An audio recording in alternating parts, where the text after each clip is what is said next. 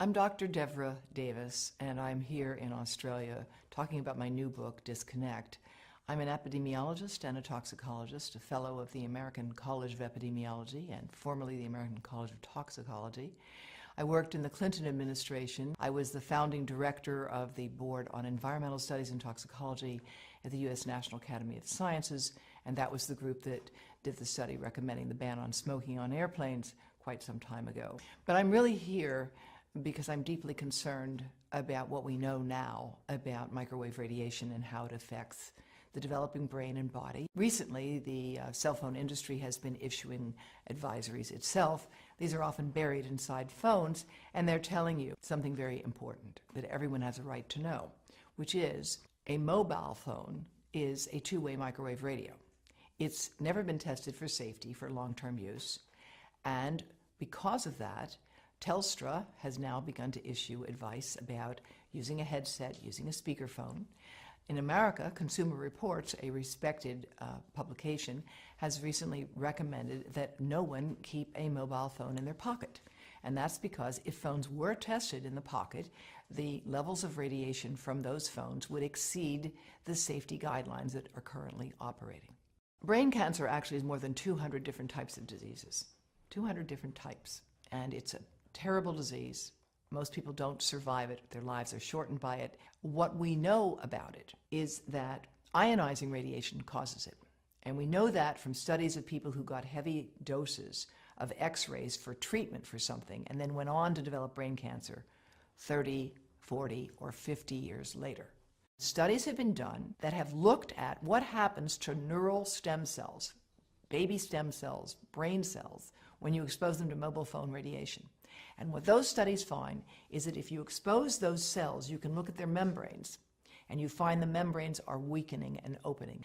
And all of these tests have experimentally indicated that mobile phone radiation can damage human brain cells, and it causes more damage to young human brain cells than to old human brain cells. Because when you put that phone here, your head is the antenna, and half of the radiation from the phone gets into you. That's the modeling work that we've done at Environmental Health Trust, which shows that a young brain will absorb the radiation almost all the way through the eye of a 3-year-old, and even an adult 34-year-old, it will still get into this part.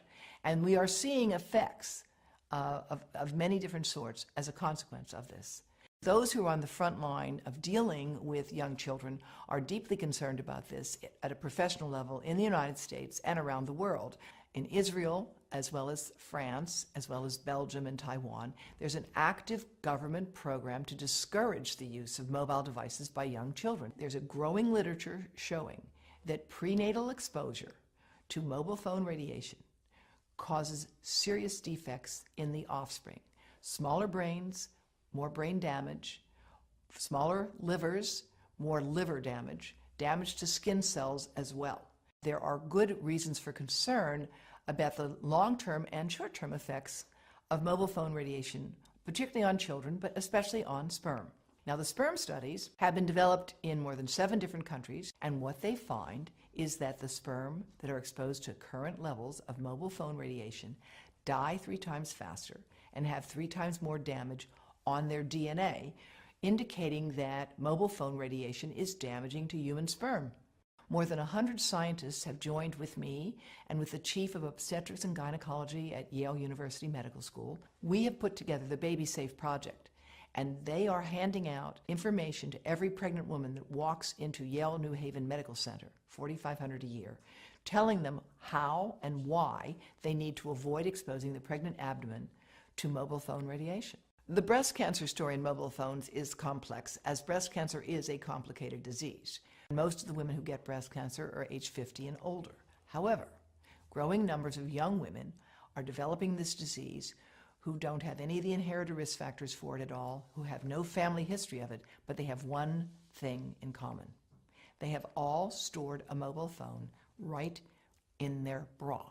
And in several cases, the tumors have developed right under the antenna of the phones. No phones are tested for little kids, for babies playing in their bouncy chair, for toddlers sitting in front of an iPad on an iPotty, for pregnant women holding these things over their bodies. There are no tests of radiation absorption. That's why we at Environmental Health Trust are doing that modeling now, and we would like to work, of course, with industry to further validate our models. But it's really critically important that we do this research, that we train people in this field, and that in the meantime, we join with other countries around the world, giving people safety information. You have a right to know that that mobile phone is a two-way microwave radio and should not be kept close to your testicles or your ovaries or your heart or your brain. And where we are with this issue today is where we were with cars and seatbelts. Australia has led the world in requiring seatbelts. It is leading the world with respect to handguns, and it can lead the world with respect to the right to know about mobile phone radiation. I'm very proud that Dr. Charlie Teo has issued a call for Australia to implement its current laws. You don't need a new law here. You've got the laws you need. You just need to implement them to give people the right to know about mobile phone radiation. And again, I'm delighted that Telstra's taken the first step. I think Arpanza actually does have information on their website about how to reduce radiation by keeping your calls short and telling you how to use a headset and a speakerphone. But there needs to be a more concerted effort to communicate this, just like the Canadian Parliamentary Committee on Health has recently called for.